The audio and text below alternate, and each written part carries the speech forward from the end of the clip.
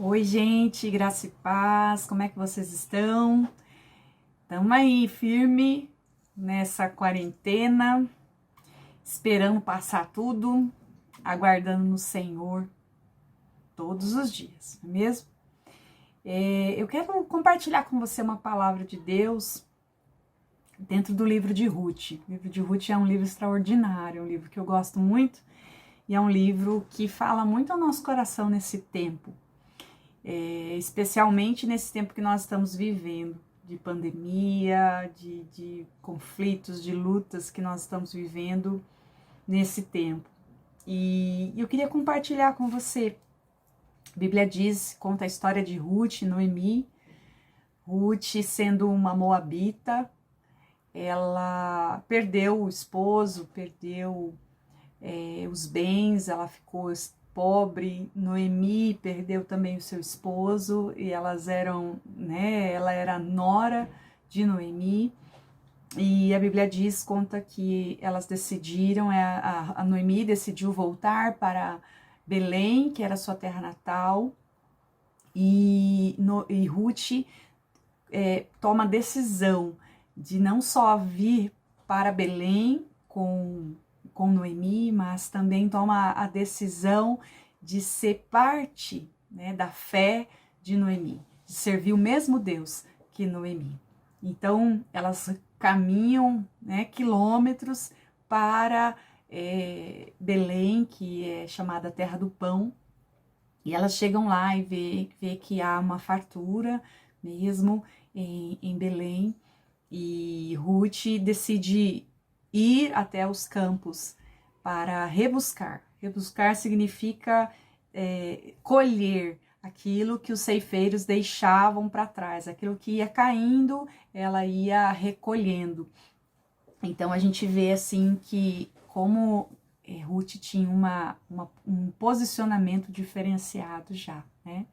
E aí a Bíblia diz que Ruth vai, não por casualidade, porque a partir do momento em que Ruth toma a decisão de servir o Deus de Israel, o Deus de Noemi, ela também, né, faz parte dessa família de Deus, e Deus passa então a conduzir o caminho de Ruth. Então não foi por casualidade que ela vai parar justamente nos campos de Boaz. Então ela vai lá e pede aos servos de Boaz para rebuscar, para colher aquilo que sobrava, aquilo que caía. E aí foi acontecendo algo extraordinário na vida de Ruth a partir daí. E eu quero compartilhar com você por que essa mulher, Ruth, fala tanto ao nosso coração nesse tempo e por que ela era tão extraordinária. Primeira coisa que eu destaco no capítulo 2, tá bom? E eu quero convidar você para ler, talvez todo o livro, são 4 capítulos apenas e tem coisa muito preciosa para nós ali. No capítulo 2, no versículo 2, começa dizendo que Ruth pede, né? Ela sai da casa dela, de onde elas estavam morando, e ela vai até os campos para colher esses feixes, essas espigas. E ela se dispôs a ir até lá, né? Esse costume não era dela, como o habita, e ela nem sabia como fazer, mas ela foi. Ela foi ao encontro desse tempo novo para a vida dela. Então, Ruth identificou esse tempo novo, essa nova fase, e ela aceitou essa nova fase. Como é importante a gente aceitar as fases da nossa vida, não é mesmo? Às vezes a gente fica relutando, mas por que Deus e tal? Quando Deus tem uma porta aberta, um milagre aberto, né? A verdade é que Deus nunca muda, mas as fases da nossa vida, elas mudam.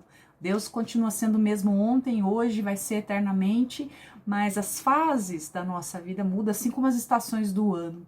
Então nós precisamos estar atentos, né? Qual é a fase que você está vivendo? Qual é o momento que você está vivendo?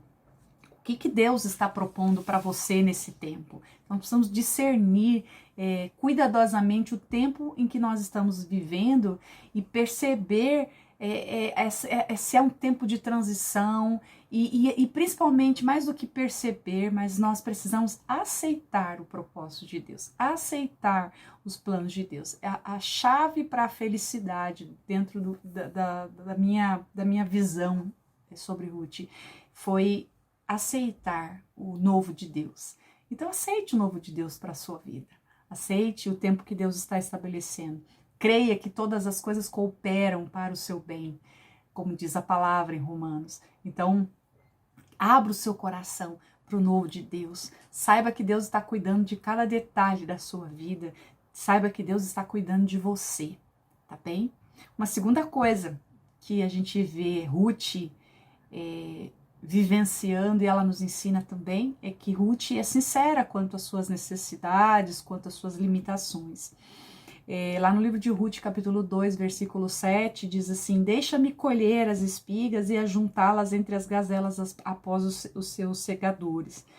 Ou seja, ela, mesmo com toda a história de vida que ela tinha, né, tinha tido um casamento, de repente ficou viúva, de repente ficou pobre, precisou sair da sua terra, foi para uma outra terra, então ela era estrangeira, ela depois se tornou provedora da sua sogra, então não era uma história bonita de se contar, mas ela não usa essa história para se beneficiar, ela não usa essa história para dizer, coitadinha de mim, eu sou assim porque a minha vida foi difícil. Não, a Bíblia diz que ela foi sincera, né? Ela não só se beneficiou dessa história difícil, mas também ela agiu com integridade, com sinceridade, ela não cobriu a situação dela. Ela foi humilde para pedir permissão para ficar com os restos. É interessante isso em Ruth. Ela foi humilde, ela não fingiu ser quem ela não era, né? Ela simplesmente revelou a sua necessidade, pediu ajuda, foi atrás. E isso mostra para nós o quanto nós precisamos dessa qualidade diante de Deus, porque Deus, a Bíblia diz que Deus dá graças aos humildes, que Deus, ele tem prazer em ajudar, né? E se revelar àqueles que são fracos, né? Ele diz, olha, quando sou fraco é que sou forte. Então, o poder do Senhor se revela na fraqueza. Então, se revelar, né? Assim, ser sincero quanto às suas necessidades e limitações, neste tempo é fundamental para ser alvo de milagre de Deus.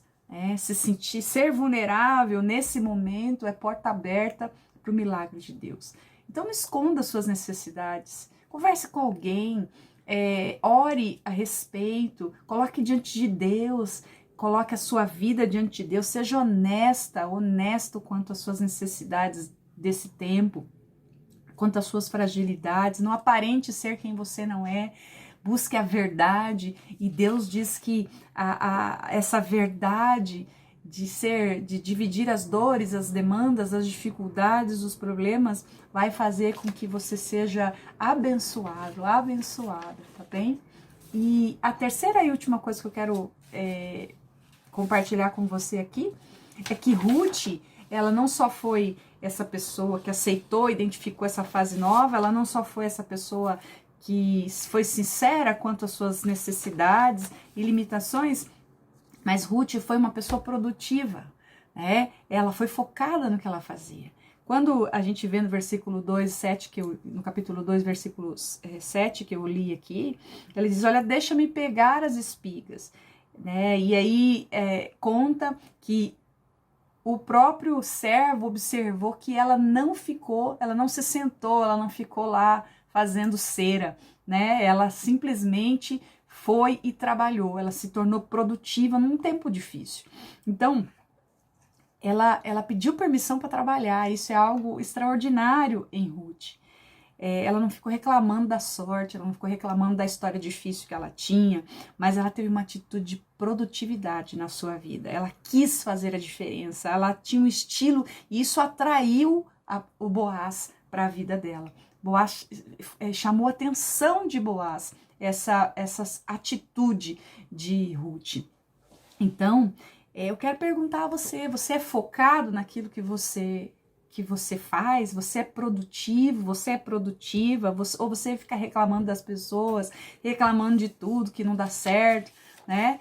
Então, as pessoas, elas reagem positivamente a pessoas produtivas e focadas. Quando nós agimos assim, nós atraímos para a nossa vida pessoas que também são produtivas, que também querem crescer, que também buscam soluções criativas para os momentos de dificuldade, que também querem viver o melhor em Deus.